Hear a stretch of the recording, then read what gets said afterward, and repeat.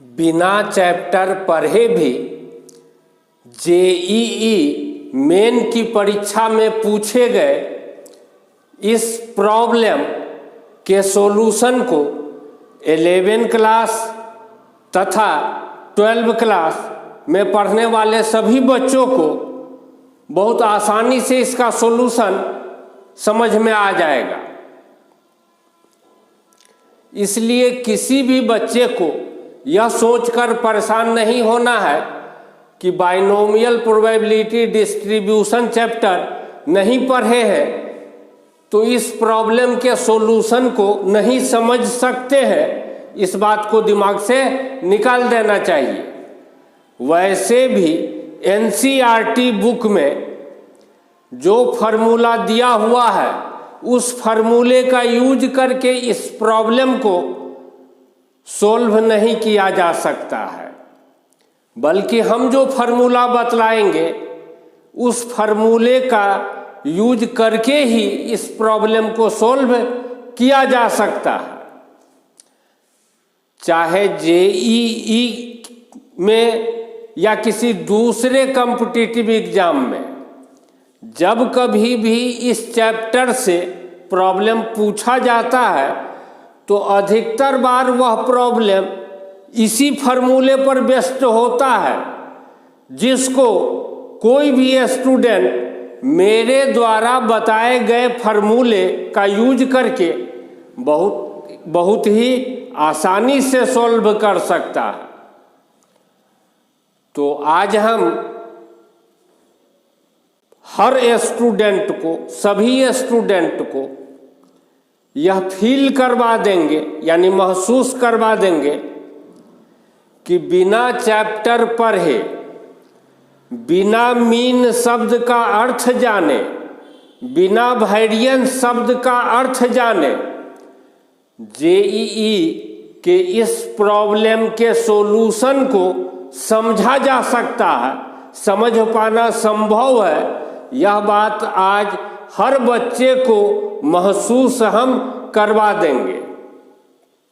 Formula होता है mean is equal to NP और वेरिएंस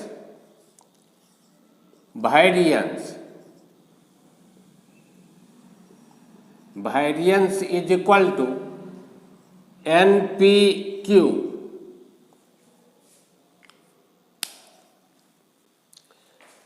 NP जैसे कोई दो नंबर रहता है A और B, दोनों के प्रोडक्ट को हम AB लिखते हैं। एक नंबर हो X, दूसरा नंबर हो Y, दोनों के प्रोडक्ट को XY। उसी तरीके से NP, N किसी चीज़ को रिप्रेजेंट कर रहा है, P किसी चीज़ को रिप्रेजेंट कर रहा है, ठीक है। N का वैल्यू मिल जाएगा, P का वैल्यू मिल जाएगा तो पता चल जाएगा कि NP कितना है, N गुने P। वेरिएंस का यह फार्मूला होता है। ध्यान यह रखना है कि यह फार्मूला सिर्फ बाइनोमियल प्रोबेबिलिटी डिस्ट्रीब्यूशन में एप्लीकेबल है। किसी दूसरे प्रोबेबिलिटी डिस्ट्रीब्यूशन में इस फार्मूले को अप्लाई नहीं किया जा सकता है। इस बात को ध्यान में रखना है। अब क्वेश्चन में हमको कह रहा है कि मीन और वेरिएंस का सम 24 है और मीन और वेरिएंस का प्रोडक्ट 128 है। तो लिखते हैं according to question mean plus variance is equal to 24 और फिर मीन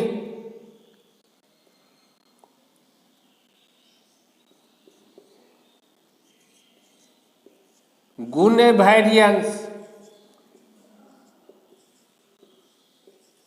इज इक्वल टू 128। लेकिन फार्मूला से मीन NP के बराबर, वेरिएंस NPQ के बराबर लिख देते हैं।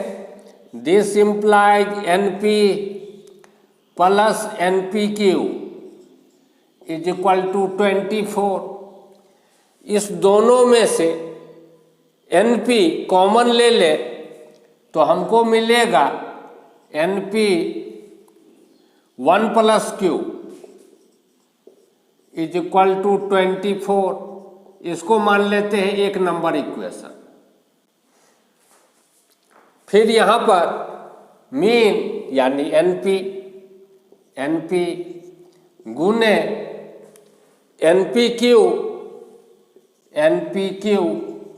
Is equal to 128। This implies दोनों को जब गुना करेंगे तो n square p square q is equal to 128 मिलेगा। मान लेते हैं इसको दो नंबर, इसको एक नंबर मान लिए, इसको दो नंबर। एक को दोनों तरफ यदि होल स्क्वायर करें तो यह हो जाएगा n square p square 1 plus q whole square is equal to 24 times 24। और इसको दोनों तरफ, इसको अगर हम इस दो नंबर से डिवाइड कर दें तब ऐसा नजर आएगा n square p square 1 plus q square by n square p square q is equal to 24 गुने 24 बट्टे 128। एन स्क्वायर पी स्क्वायर ऊपर नीचे से कैंसिल हो गया। यहाँ पर 8 से काटते हैं, 8 तिरिक 24, 8 छक्के 48। फिर 8 से इसको और इसको काटते हैं, 8 दूनी 16, 8 तिरिक 24। This implies 1 plus q square 1 plus q square by q is equal to 3 गुने 3 9 बट्टे 2। क्रॉस मल्टीप्लिकेशन कर देते हैं। दिस इम्प्लाई 2 गुने 1 plus cube square is equal to, यह क्यूब को इधर ले जाएंगे, 9 क्यूब। दिस इम्प्लाइज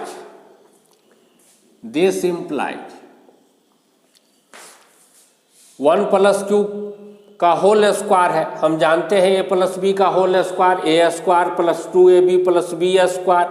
उसके आधार पर इसको तोड़े तो यह हो जाएगा 2 गुने 1 जोड़ 2 क्यूब प्लस क्यूब स्क्वायर और इधर हो जाएगा 9 cube. This implies 2 plus 4 cube plus 2 cube square is equal to 9 cube. This implies 2 cube square 4 cube है और 9 क्यूब को लेफ्ट साइड लाएंगे, -5 cube plus 2 is equal to 0। Q में एक क्वाड्रेटिक इक्वेशन मिल रहा है। दिस इम्प्लाइज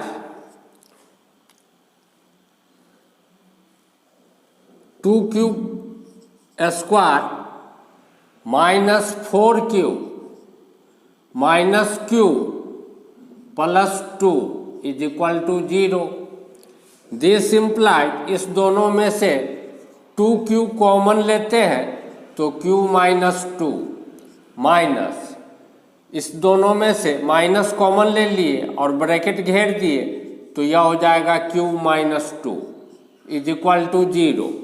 इस दोनों में से q-2 कॉमन ले लिए तो बचेगा 2q और यहाँ पर कुछ नहीं मतलब 1, 2q - 1 is equal to 0। Either this is equal to 0 और दिस इज इक्वल टू 0। तो q का वैल्यू क्या क्या मिलेगा? This implies q is equal to 2 और 1/2। q क्या है, कौन वैल्यू हम एक्सेप्ट करें? दरअसल binomial probability distribution, binomial probability जो है उसमें क्या होता है, इसका एक सीधा सीधी हम एग्जाम्पल ही दे देते हैं तो बात स्पष्ट हो जाएगा।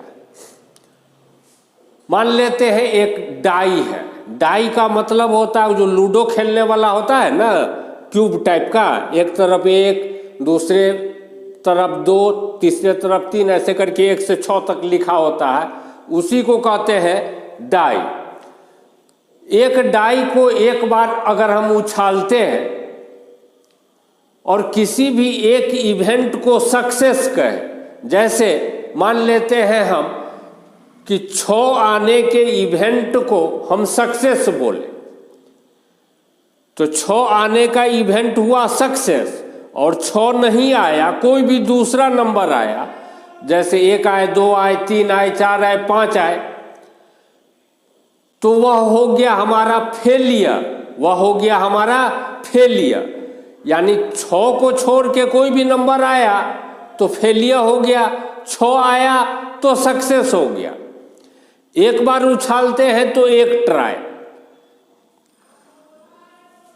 अगर हम डाई को एक बार नहीं 10 बार उछाले, एक बार नहीं बल्कि 10 बार उछाले, टोटल कितना बार? 10 बार, तो number of trial, number of trial, number of trial, number of trial हो जाएगा, जिसको n से डिनोट करते हैं 10। एक बार उछालने पर यदि 6 आने को हम सक्सेस कहें तो एक बार उछालने पर सैंपल स्पेस क्या क्या आएगा? 1 2 3 4 5 6, 1 2 3 4 5 6 में से ही कोई आएगा, वही हुआ सैंपल स्पेस। और 6 आ गया तो सक्सेस, तो सक्सेस का probability, probability of success, probability of success, जिसको हम डिनोट करते हैं P से, स्मॉल p है यह, स्मॉल p, यह हो जाएगा 1/6। और 6 को छोड़ के कोई भी दूसरा नंबर आया तो वह हो गया फेलियर। यानी 1 2 3 4 5 तक आए तो फेलियर हो गया, प्रोबेबिलिटी ऑफ फेलियर।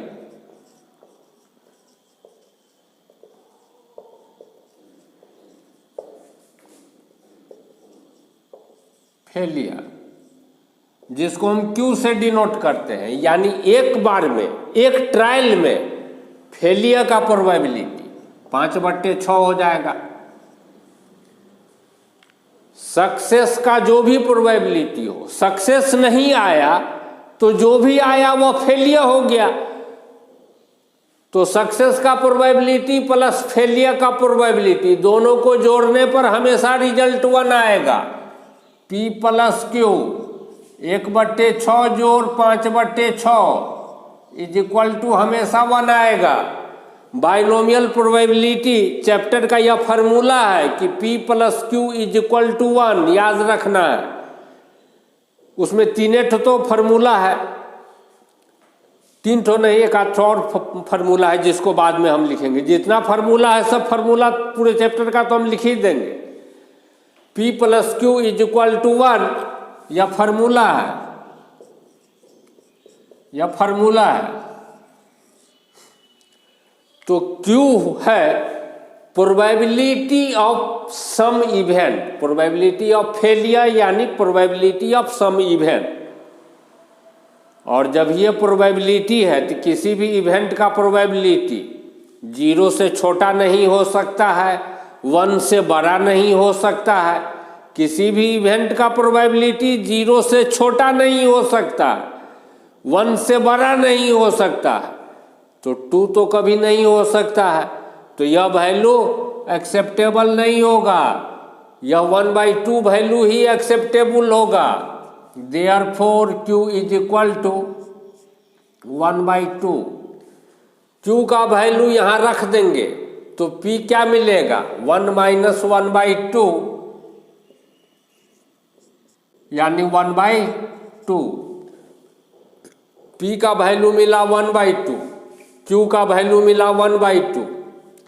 P और Q के इस वैल्यू को इक्वेशन 1 मिटा दिए। अच्छा, कोई दिक्कत नहीं है, फिर से हम इक्वेशन 1 लिख लेते हैं। इक्वेशन 1 में P और Q के इस वैल्यू को रख देने पर दिस इम्प्लाइज n गुने P के जगह पर 1/2, 1 + 1/2 इज इक्वल टू 24।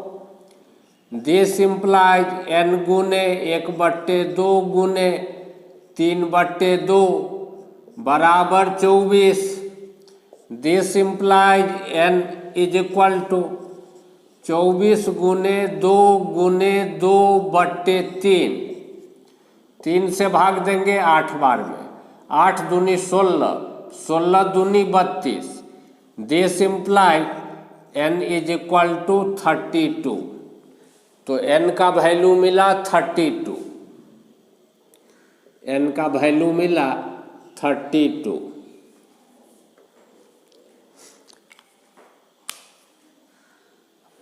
अब अच्छा, पहले इसको जरा मिटा लेते हैं तब लिखते हैं। यदि एक डाई को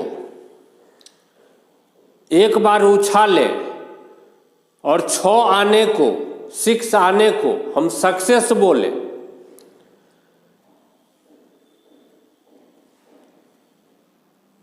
तो सक्सेस का प्रोबेबिलिटी 1/6, फेलियर का प्रोबेबिलिटी 5/6।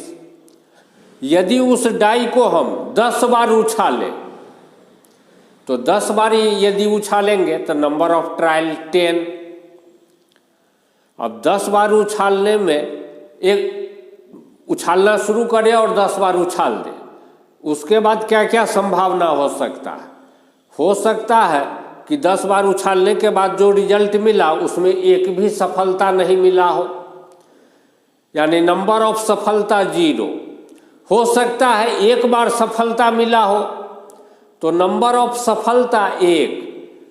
ऐसा भी हो सकता है कि 2 बार सफलता मिला हो तो नंबर ऑफ सफलता 2।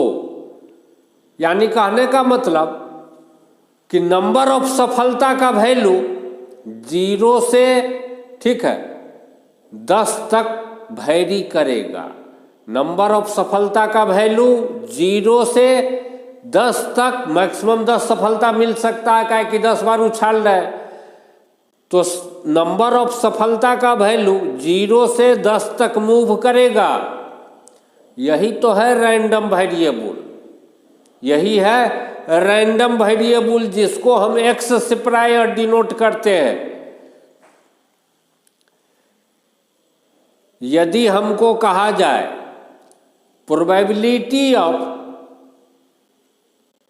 0 सफलता या एक सफलता का प्रोबेबिलिटी क्या होगा, तो हम ऐसे लिखेंगे probability of x is equal to 0 plus probability of x is equal to 1। इसके बराबर मिलेगा 0 सफलता या 1 सफलता का प्रोबेबिलिटी। यदि हमको कहे कि 0 सफलता या 1 सफलता या 2 सफलता आने का प्रोबेबिलिटी क्या है, 0 सफलता या 1 सफलता या 2 सफलता आने का प्रोबेबिलिटी क्या है, तो हम ऐसे लिखेंगे x is equal to 0 plus probability of x is equal to 1 plus probability of x is equal to 2 हो गया। 0 सफलता या 1 सफलता या 2 सफलता। यदि 0 सफलता नहीं कहे, हमको कहे 1 सफलता या 2 सफलता, तो का प्रोबेबिलिटी क्या होगा? तो x is equal to 1 plus probability of x is equal to 2 के बराबर होगा। यदि हमको कहे 1 सफलता या 2 सफलता या 3 सफलता आने का probability of x is equal to 1 plus probability of x is equal to 2 plus probability of x is equal to 3। हमको कहे 5 सफलता या 6 सफलता आने का प्रोबेबिलिटी क्या? Probability of x is equal to 5 plus probability of x is equal to 6। इसका जो वैल्यू होगा वह 5 सफलता अथवा 6 सफलता आने का प्रोबेबिलिटी का वैल्यू देगा। तो कैसे करके हम लिखते हैं, यह बात तो क्लियर हो गया होगा। अब probability of R successes, probability of x is equal to R successes. R का वैल्यू 0 तो 0 सफलता, आर का वैल्यू 1 तो 1 सफलता, आर का वैल्यू 2 तो 2 सफलता। आर सफलता का probability is equal to NCR P to the power R Q to the power N minus R। यह फार्मूला है। Probability of x is equal to R, यानी R बार सफलता मिले इसका प्रोबेबिलिटी किसी रैंडम एक्सपेरिमेंट में, ठीक है, R बार सफलता मिले, R बाइनोमियल प्रोबेबिलिटी के सिचुएशन में, बाइनोमियल प्रोबेबिलिटी के सिचुएशन में R बार सफलता मिले, जिसमें n है नंबर ऑफ ट्रायल, यह हो जाएगा NCR P, यानी सफलता का प्रोबेबिलिटी, एक ट्रायल में सफलता के प्रोबेबिलिटी पर पावर R, Q यानी एक ट्रायल में असफलता यानी फेलियर के प्रोबेबिलिटी पर पावर N माइनस R के बराबर। इस फार्मूले का यूज करके जिसका भी वैल्यू हम लिखना चाहे बहुत आसानी से लिख सकते हैं। तो अब क्वेश्चन में हमसे क्या पूछ रहा है वह देखते हैं। पहले जरा इसको मिटा लेते हैं। क्वेश्चन में कह रहा है प्रोबेबिलिटी ऑफ 1 और 2 सक्सेसेज इज, तो यह किसके बराबर हो जाएगा? Probability of x is equal to 1 plus probability of x is equal to 2 के बराबर। एक सफलता या 2 सफलता का probability, probability of x is equal to 1 plus probability of x is equal to 2 is equal to, इस फार्मूले का यूज करके क्या लिखेंगे? NC1 P to the power 1 Q to the power N minus 1 plus NC2 P to the power 2 Q to the power N minus 2, that is equal to, N तो का value दिया हुआ है 32, P और Q का भी value दिया हुआ है, बैठा देते हैं। 32C1 1/2 to the power 1 1/2 to the power 32 minus 1, 32 minus 1 यानी 31 plus 32C2 1/2 to the power 2 1/2 to the power 32 minus 2 यानी 30। 1/2 पर पावर 1/2 पर पावर जुट जाएगा, जोड़ेंगे 32 हो जाएगा, यहाँ भी जोड़ेंगे 32 हो जाएगा। 1/2 पर पावर 32 दोनों में से कॉमन, 1/2 पर पावर 32 तो बच जाएगा हमारा 32C1 प्लस 32C2। अब फार्मूला होता है हमारा NCR is equal two factorial N by factorial N minus R factorial R इस फार्मूले का यूज करके इस दोनों को अगर हम लिखें तो क्या लिखेंगे? यह तो हो जाएगा 1/2 टू द पावर 32। इसको क्या लिखेंगे? फैक्टोरियल 32 बाय 32 माइनस 1 यानी 31 factorial 1 plus factorial 32 by 32 minus 2 यानी फैक्टोरियल 30 और फैक्टोरियल 2। इस फार्मूले का यूज करके इस दोनों को हम यहाँ लिखें। फैक्टोरियल n का अर्थ होता है 1 गुने 2 गुने 3 गुने, इसी तरीके से लगातार नंबर को गुना करते जाएंगे और जब n आ जाएगा n तब रुक जाएंगे। तो इसके आधार पर फैक्टोरियल 32 क्या लिखेंगे? फैक्टोरियल 32 यह हो जाएगा 1 गुने 2 गुने 3 गुने फिर 4 गुने 5 गुने लिखते जाएंगे, गुने 30 गुने 31 गुने 32। फैक्टोरियल 31 कितना लिखेंगे?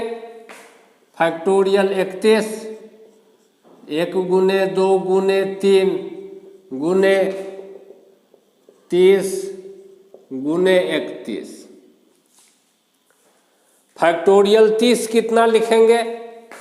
फैक्टोरियल 30 1 गुने 2 गुने 3 गुने 30। फैक्टोरियल 1 कितना लिखेंगे? फैक्टोरियल 1 के बराबर, बस 1 लिखेंगे, उसके आगे तो है नहीं, एक ही है, 1 पहुंच गया रुक जाएंगे। फैक्टोरियल 2 कितना लिखेंगे? फैक्टोरियल 2 1 गुने 2। अब इधर जो वैल्यू लिखा हुआ है इसको जब इसमें बैठाएंगे तो फैक्टोरियल 32 बाई फैक्टोरियल 32 बाई 31 जैसे ही करेंगे ऊपर में 32 बचेगा 32, और फैक्टोरियल 1 का वैल्यू 1 तो 32 by 1 that is equal to 1/2 to the power 32 by 1 plus 30 factorial 30 से जब डिवाइड करेंगे फैक्टोरियल 30 से इसको तो 31 गुने 32 बचेगा, 31 गुने 32। और नीचे में है फैक्टोरियल 2 इसके बराबर, दोनों को गुना कर देंगे 2 मिलेगा। 2 से यह 32 कटेगा। अच्छा, अगला स्टेप में 1/2 पर पावर 32 यह तो हो जाएगा 32 प्लस 2 से कटेगा 16 बार में 31 गुने 16। इसमें से 16 कॉमन, 1/2 पर पावर 32 गुने 16, दोनों जगह से कॉमन 16, अंदर में बचेगा 2 प्लस 31। 1/2 पर पावर 32 इसको हम ऐसे लिख सकते हैं, that is equal to 1/2 to the power 32 गुने 16 है, इसको हम 2 पर पावर 4 लिख सकते हैं। और यह जो ब्रैकेट है 2 जोड़ 31 यह हो जाएगा 33। 2 पर पावर 4 है, 2 पर पावर 32 है, तो यह 4 पावर कम है, 4 पावर 4 इस 32 में से घट जाएगा, दैट इज इक्वल टू 1/32 में से जब 4 घटाएंगे तो 28 मिलेगा, 2 पर पावर 28 और गुने 33, इसको हम लिख सकते हैं 33/2 to the power 28। Problem solve हो गया। किसी भी टाइप का प्रोबेबिलिटी डिस्ट्रीब्यूशन हो चाहे वह बाइनोमियल प्रोबेबिलिटी डिस्ट्रीब्यूशन हो या कोई दूसरा प्रोबेबिलिटी डिस्ट्रीब्यूशन हो। मीन जिसको म्यू से डिनोट करते हैं इसके बराबर होता है, और वेरिएंस जिसको सिग्मा स्क्वायर से डिनोट करते हैं इसके बराबर होता है।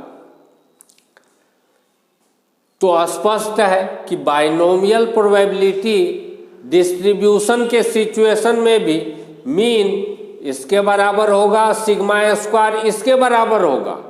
एनसीईआरटी के बुक में बस यहीं तक लिख के छोड़ दिया मीन का वैल्यू, और वेरिएंस का वैल्यू यहीं तक लिख के छोड़ दिया। जबकि बाइनोमियल प्रोबेबिलिटी डिस्ट्रीब्यूशन के सिचुएशन में इसी को जब सिंप्लीफाई करके आगे बढ़ाया जाता है तो वैल्यू एनपी के बराबर मिल जाता है, और इसको जब सिंप्लीफाई करके आगे बढ़ाया जाता है तो इसी का वैल्यू एनपी क्यू के बराबर आ जाता है। यह बात एनसीईआरटी नहीं लिखा है, इसीलिए सिर्फ एनसीईआरटी बुक को पढ़ने वाले स्टूडेंट से इस प्रॉब्लम का सॉल्यूशन कर पाना संभव नहीं है।